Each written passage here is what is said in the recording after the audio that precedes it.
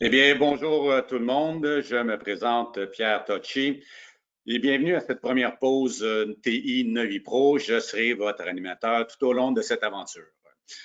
Eh bien, oui, on s'ennuie de la machine à café. Habituellement, à cette heure-ci, on se réunissait autour de la machine à café. On faisait des discussions de corridor avec des sujets opportuns. Donc, nos pauses TI sont prévues pour 15 minutes et nous invitons à poser des questions pour mousser les discussions et, bien sûr, bénéficier de cette vitrine avec nos experts. Pour ce faire, je voudrais juste vous préciser que vous pouvez poser toutes vos questions dans la rubrique questions et réponses prévues à cet effet que vous voyez dans un petit cadre dans votre écran. Et aujourd'hui, on va discuter dans notre pause TI d'un sujet d'actualité, la cybersécurité. Donc, avez-vous négligé votre sécurité pendant la pandémie? Pour nous aiguiller davantage sur le sujet, j'ai le plaisir d'accueillir avec moi ce matin mon collègue Dominique Derrier, qui est consultant senior en cybersécurité chez Navipro. Bonjour Dominique. Bon matin, Pierre. Alors, la question, Dominique, on a dû instaurer du télétravail en mode panique il y a quelques mois. Est-ce que tu crois qu'on a fait le tout d'une manière sécuritaire? La réponse est dans la question, Pierre. Évidemment que c'est très, très difficile parce que le vendredi soir, quand l'annonce est tombée, il a fallu déployer, préparer un mode télétravail pour repartir le lundi matin. On a eu le samedi, le dimanche pour proposer une solution à nos collaborateurs qui ne pouvaient plus venir au bureau. Évidemment, quand on fait des actions d'urgence, il est très difficile de faire toute l'analyse de risque nécessaire pour s'assurer qu'on a couvert le risque. Les entreprises matures, elles, pas trop de problèmes parce qu'elles avaient déjà du télétravail, quoique certaines ont eu quelques petits problèmes concernant la charge. C'est-à-dire que quand il n'y avait que 20% des équipes en télétravail, ça marchait bien, mais quand on est passé à 80, les systèmes se sont écroulés. Mais pour les matures avaient déjà un premier système et celles qui n'avaient rien, eh ben, elles ont été obligées de trouver des solutions, soit en montant de VPN, en partant de VPN, soit en exposant directement, et là c'est le plus dangereux, des services directement sur Internet. Ce qu'on constate qui est arrivé chez, en fait, j'entends parler de mes clients, c'est que oui, tout le monde a eu un mode panique de travailler de la maison. Quelques heures à quelques jours pour se préparer, des gens ont installé des VPN et ce que l'on entend, ce que l'on voit, c'est que tous pensent que les VPN, c'est sécuritaire parce que j'ai un VPN. Est-ce que c'est la vérité? La bonne nouvelle, c'est que les VPN se sont déployés. Il y a eu une augmentation de 33% des VPN dans la période de mars-avril. Donc ça, c'est plutôt encourageant. Et un VPN, oui, c'est un tunnel qui est sécurisé. C'est-à-dire qu'on ne peut pas voir ce qu'il y a dans le VPN, à moins d'avoir un ordinateur quantique. Ce n'est pas encore tout à fait à la portée de tout le monde, mais le VPN est sécuritaire. La question qui se pose, c'est qu'est-ce qu'il y a de chaque côté du VPN? Quand on est dans l'entreprise, on est assez confiant, on a nos équipes TI qui sont là et qui gèrent ce qu'il y a du côté du bureau, mais quand on est à la maison, c'est une autre paire de manches, une autre histoire, parce qu'effectivement, on a les enfants, on a l'ordinateur, parfois c'est celui de la compagnie, on est moins pire, mais souvent c'est l'ordinateur de maison, l'ordinateur familial, avec tout ce qu'on peut imaginer sur un ordinateur familial. Et donc là, effectivement, des risques supplémentaires qui apparaissent, c'est des risques qui sont sans maîtrise de la part des équipes TI. Ça, c'est un premier aspect. Et il y a un deuxième aspect qui est, à mon sens, aussi problématique, c'est qu'on a déverrouillé des règles de sécurité pour pouvoir permettre l'accès, pour pouvoir permettre l'activité, pour que nos gens puissent travailler dans les différentes entreprises. Et ça, à mon sens, c'est un point qui est dangereux ou un point qui est à surveiller. Mais selon toi, en fait, la plupart des entreprises ont déployé des VPN. Avant qu'on ait la pandémie, on avait quelqu'un comme toi, une équipe TI qui s'assurait que toutes les communications étaient protégées, étanches, avec une bonne gouvernance. On déploie en vitesse. La fonction que toi, tu avais maintenant, elle est déléguée à la maison. Comment est-ce que tu vois cette fonction-là à la maison maintenant? Mais c'est là tout l'enjeu du gap et de la reprise parce que une partie a été négligée dans cet espace. C'est là le propos et le mode de reprise. On ne peut pas garder cette situation et perdurer avec cette situation. Je disais qu'on a diminué des règles de sécurité, on a enlevé par exemple, on a donné des droits d'administrateur à nos collaborateurs parce qu'ils avaient besoin d'installer une imprimante pour imprimer les factures puis les envoyer. Ils avaient besoin d'installer un nouveau composant au logiciel. On a de la visioconférence. Il a fallu des droits pour installer un logiciel de Zoom, un logiciel de Teams, un logiciel de Meet parce que tout le monde en a. Donc, on a donné des droits à nos collaborateurs.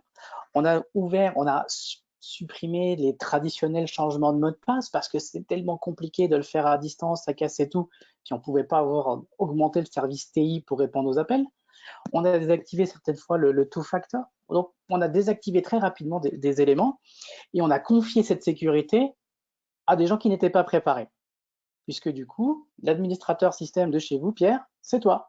C'est toi qui vas vérifier que ton pare-feu il est à jour, que ton routeur il est à jour, que ton composant il est à jour. Puis si tu utilises ton numéro, ton ordinateur de maison, alors chez Novipro on a tous des ordinateurs corporate, mais si tu avais pas cette chance et que tu utilisais ton ordinateur de bureau, tu aurais été obligé de gérer les mises à jour de ton ordinateur de bureau toi-même. Parce que c'est Et sûr tout que ça c'est sans pas aucun toutes contrôle. Hein. ouais, mais c'est pas toutes les entreprises qui avaient la possibilité de doter leurs employés de laptops du bureau. Donc, beaucoup d'entreprises ont des employés maintenant qui travaillent de la maison et utilisent les moyens de la maison, la désuétude, des routeurs qui ne sont pas à jour, toutes sortes de trucs qui se passent en communication. Toi, au point de vue sécurité, tu vois ça comme un très grand risque? C'est un énorme risque parce qu'on n'a pas la visibilité sur ces éléments-là. On ne sait plus ce qu'on a fait. C'est-à-dire que des entreprises, dans un cadre de mesure d'urgence, ont désactivé tout un tas de règles sans avoir des traces. Donc, quand on va revenir dans un mode du OK, on a fait ce qu'il fallait parce qu'il fallait travailler, maintenant on va assurer que ce qu'on a fait reste sécuritaire, il va falloir reprendre tous ces éléments-là. Il va falloir s'assurer que toutes les portes qu'on a ouvertes, elles sont soit sous contrôle, soit on les referme. Et donc là, ça va générer du travail pour les équipes de TI qui sont déjà surchargées parce que tous les projets qui ont été mis en pause, bah forcément, ils vont redémarrer, il va falloir avoir du temps, mais il va falloir gérer tous ces gaps, tous les trous qu'on a ouverts et se positionner pour dire, OK, on va le gérer, on va l'adapter pour que ce soit sécuritaire ou on va refermer, on va remettre la règle d'origine. Effectivement, quand on n'a pas de base ou quand on n'a pas vu qu'est-ce qu'on avait fait dans les différentes semaines, il va falloir avoir un travail de diagnostic pour faire ça. Il va falloir du travail de bras pour pouvoir refixer, recorriger les différents éléments ou accepter le risque. Est-ce que tu penses que, bon, on va avoir une reprise, évidemment, que ce soit dans une semaine, 2 semaines, 3 semaines, on va tous retourner au bureau. On doit avoir des leçons apprises qui vont amener un bénéfice à l'entreprise. Selon toi, comment est-ce que les entreprises vont aborder la sécurité en télétravail d'une manière différente? Parce que maintenant, on a un vécu. Il peut y avoir une autre catastrophe demain. En fait, faire ça. Mon avis, c'est qu'il y a on a un mois de travail pour assurer qu'on a remis à sécurité. Une fois qu'on aura traversé ce mois, ça va être business as usual. Ça va être, on aura oublié, puis on va passer à autre chose, puis on va continuer les projets. Et c'est là où est le risque. C'est-à-dire que si on ne fixe pas ou on ne se positionne pas par rapport à ce qui a été fait en termes de règles de sécurisation, en termes de recadrage, une fois traversé ce mois, ça va être très compliqué. Tu sais, on le sait, les gens de sécurité le savent. Ils ont 15 jours pour faire passer des correctifs suite à un incident. Après le délai de 15 jours, on a oublié l'incident, on a oublié que ça nous avait fait mal, etc. Donc, on a une fenêtre de temps qui est très très courte, qui est obligatoire, à mon sens, pour s'assurer qu'on est bien refermé, qu'on est documenté, qu'on est adapté, parce qu'après, la vie sera la vie, puis il faudra continuer. Il y a encore un petit bémol que je souhaite apporter là-dessus, c'est qu'il y a des entreprises qui ont souffert pendant la crise. Elles ont souffert économiquement. Donc, c'est évident qu'elles ne vont pas dépenser des milliers de dollars pour gérer cette sécurité. Donc, dans cette fenêtre d'un mois, il faut être très efficace, très efficient pour pouvoir dire, OK, qu'est-ce qu'on a perdu? Qu'est-ce qu'on a besoin de remettre à jour? Quelle est la photo? Est-ce qu'il faut améliorer la photo? Et pour repartir sur des bases saines. Sinon, les accidents vont se multiplier. Et encore une fois, on a parlé des hackers tout à l'heure qui en profitent largement. Il y a plus de 860 types de ransomware aujourd'hui qui existent sur le marché. Tu as 800 saveurs pour te faire attraper. Il y a toute une hiérarchie qui se met en place. Tu peux être franchisé d'un hacker, etc., pour pouvoir perpétrer des attaques.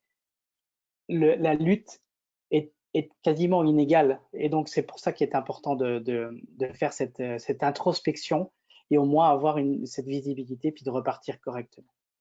Donc, si je reviens à ce que tu viens de me dire, qui était pour moi assez étonnant, que ça a beaucoup d'impact, c'est les 15 premiers jours ont un impact assez important, mais ces 15 premiers jours-là, ça fait 2 mois qu'ils sont arrivés. Donc, nécessairement, il y a déjà beaucoup de choses qui rôdent sur le réseau et qui n'auraient jamais dû être là. C'est inévitable. C'est inévitable. Et c'est un travail qui est à faire. Et c'est vraiment important de pouvoir le faire dans les entreprises, dans les échanges que j'ai, c'est des conseils que je donne aussi parce que c'est quelque chose qui est à risque. Encore une fois, on a tiré la plug pour beaucoup d'entreprises. On est conscient au Québec, le marché prédominant, c'est la PME. Et donc, ils ont tiré la plug de système TI, ils ont reforcé des connexions à la maison. Ces personnes-là sont à risque. Ces personnes-là sont à risque. Et il faut faire attention. Il faut faire attention. Et puis, comment on aborde le risque? Ben, c'est en ayant une meilleure visibilité. Et puis, on va pouvoir se positionner en fonction de la visibilité. Oui ou non. On est capable on peut décider de ce qu'on souhaite faire et pas subir. Parce que subir, c'est le pire des scénarios. Ce que tu dis est important, Dominique, c'est au Québec, on est quand même un marché de PME. Et toutes les PME ont des gens très désireux de vouloir protéger l'entreprise des systèmes, des administrateurs de systèmes, etc., mais qui n'ont pas nécessairement toutes les compétences et surtout accès à tous les moyens que toi tu as. Donc, je suis convaincu que beaucoup d'entre eux ont une bonne volonté, mais ils vont downloader des trucs disponibles sur l'Internet qui ne sont pas éprouvés. Donc, on vient de remplir le cas. Non, il faut faire attention. Moi, je parle de visibilité, de s'assurer de prendre décision parce qu'il y a des choix qui ont été faits qui sont bons. Il ne faut pas dire que je n'ai pas dit que les choix étaient tous mauvais. Non, absolument. Certains sont bons, il faut les solidifier puis les faire perdurer. D'autres ont été un peu sur la ligne et ceux-là, il faut se positionner pour dire on les sécurise ou on les élimine. Et c'est vraiment cette partie-là de guide qui va permettre d'avoir un plan pour pouvoir repartir de façon sécuritaire. Encore Oui, une fois, il faut le faire relativement rapidement parce que si c'est pour le partir en septembre, à mon sens, il sera trop tard, soit parce qu'un accident sera déjà arrivé, soit parce que ce sera venu. Écoute, j'ai plus envie de t'écouter, on a passé 2 mois sans accident, on continue le business. Ce qui est un risque aussi, ce qui est un risque. Oui, effectivement, même si on n'a pas toujours le goût d'écouter nos gourous de sécurité en entreprise, mais ils sont là pour veiller sur nous et de nous rendre moins dangereux pour nous-mêmes. C'est l'objectif du gars de sécurité, c'est de protéger la business, c'est pas d'empêcher les gens de travailler. Absolument. Donc, Dominique, merci beaucoup pour ces commentaires. Vous voyez à l'écran, dans la section documents, qu'il y a 4 documents que vous pouvez télécharger. Vous allez recevoir aussi à la fin dans quelques minutes, des questions, questions sondage que vous pouvez répondre, s'il vous plaît. Donc, cette première présentation était sur la cybersécurité. Nous vous invitons jeudi matin d'un autre sujet qui va être la transformation des TI et quoi faire avec nos données en entreprise. Donc, sur ce, au nom de Dominique et de l'équipe de NoviPro, nous vous remercions pour ce 15 minutes que vous avez pris avec nous ce matin. Merci et bon café. Bonne journée. Merci Pierre. Merci.